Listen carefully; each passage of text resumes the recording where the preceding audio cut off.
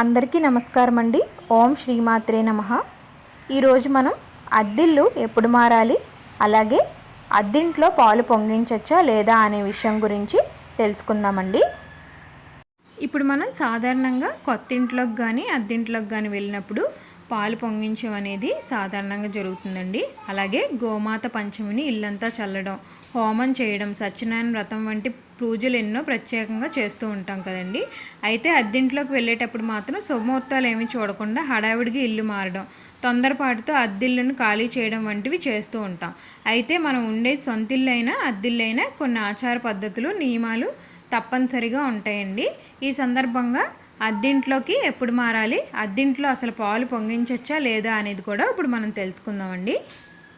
మనలో చాలామందికి సొంత ఇల్లు కట్టుకోవాలని ఆశలు ఉన్నప్పటికీ ఆర్థిక పరిస్థితుల వల్ల, ఇతర కారణాల వల్ల అద్దింట్లోనే మనం జీవనం కొనసాగిస్తూ ఉంటాం కదండి.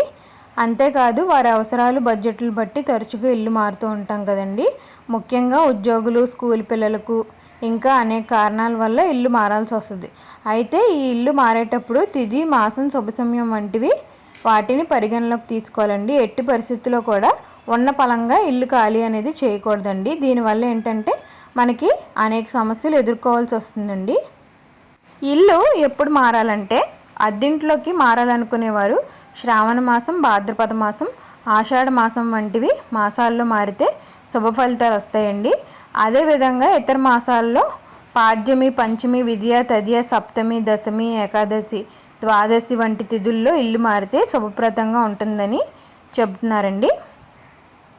శుక్రవారం రోజున అద్దింట్లోకి ప్రవేశించడం వల్ల లాభదాయకరంగా ఉంటుంది. అంతేకాకుండా లక్ష్మీదేవికి అంకితం ఇచ్చిన రోజు అవుతుందండి. ఇల్లు మారడం వల్ల ఎన్నో శుభ ఫలితాలు వస్తాయండి శుక్రవారం రోజున.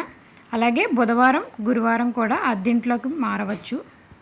అత్యవసర పరిస్థితిలో మాత్రమే శని, ఆదివారం కూడా ఇల్లు మారవచ్చండి. అయితే సోమవారం, మంగళవారం రోజున మాత్రం అద్దింట్లోకి అడుగుపెట్టడం శ్రేయస్కరం కాదండి. ఇప్పుడు మనం అద్దింట్లో పాలు పొంగించకూడదా లేదా అనే విషయం కోసం తెలుసుకుందామండి. హిందూ సాంప్రదాయాల ప్రకారం సొంతింట్లోకి ప్రవేశించిన వారు పాలు పొంగించడం అనేది సాధారణంగా జరుగుతుందండి. దీనికోసం శుభముహూర్తాలు కూడా చూస్తారు. కానీ అద్దింట్లోకి మారినప్పుడు మాత్రం అలా పాలు పొంగించకూడదని అంటామండి. అదే అద్దింట్లో పొంగించడం వల్ల సొంతింటి కల నెరవేరే అవకాశాలు తక్కువగా ఉంటాయి. అంతేకాకుండా అద్దింట్లో పాలు పొంగించడం వల్ల సానుకూల శక్తులన్నీ ఆ ఇంటి యజమానికే వెళ్తాయి, ప్రతికూల శక్తులన్నీ అద్దింట్లో ఉన్నవారికి వస్తాయి. కోసమని అద్దింట్లో అయితే పాలు పొంగించకూడదండి.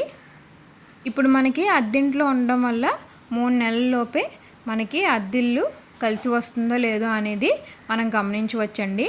అంటే మనం అద్దింట్లోకి మారినప్పుడు ఆ ఇంట్లో సానుకూల ఫలితాలు వస్తే అది మనకి అనుకూలంగా ఉన్నట్టండి. ప్రతికూల ఫలితాలు వస్తే అనేక విషయాలు 3 నెలల్లోపే తెలుసుకోవచ్చండి. ఈ సమయం దాటాక మీరు ఏమైనా ఇబ్బందులు ఎదురవుతున్నట్టయితే ఆ ఇల్లు మీరు ఖాళీ చేయడం కూడా కష్టంగా మారుతుంది.